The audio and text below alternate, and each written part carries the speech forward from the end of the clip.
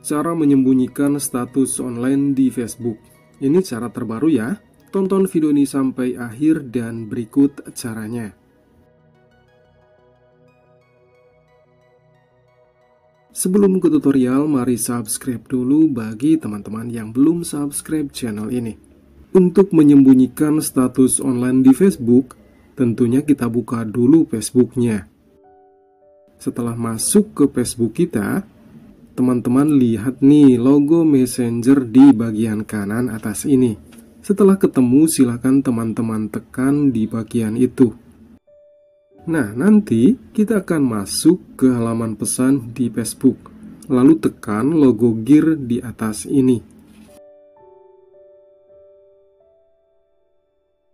Di sini ada pengaturan-pengaturan obrolan di bagian Messenger. Untuk menyembunyikan status online-nya, silakan tekan di bagian status aktif.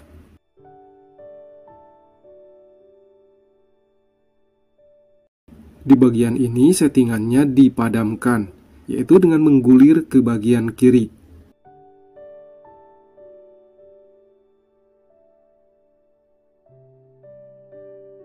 Terakhir, tekan nonaktifkan.